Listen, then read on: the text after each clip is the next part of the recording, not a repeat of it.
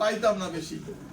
50 থেকে 60 জন লোক প্রতি মিছিলে সংঘর্ষা থেকে আমার সাথে অ্যাটেন্ড করছে এই দুঃসময় যখন লোক পাওয়া যায় না। জিয়ানগর উপজেলা থেকে বেশ কিছু লোক আমার সাথে একটানা 15 বছর প্রতিটা প্রোগ্রাম ছিল।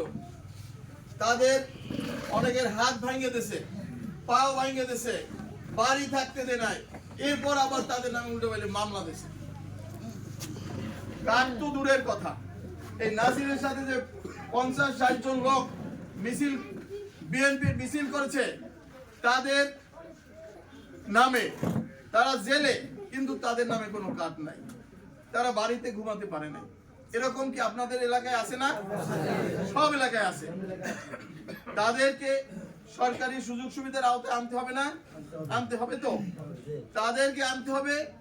আর যারা বিগত দিনে অমৎস্যজীবী, অবৈধ সরকারের দালাল, অবৈধ সরকারের সুবিধাভোগী, তাদেরকে বঞ্চিত করতে হবে। আর আমাদের যারা জাতীয়তাবাদী মৎস্যজীবী দলের যারা সদস্য, তাদেরকে সেই সুযোগ সুবিধার আওতায় আনতে হবে।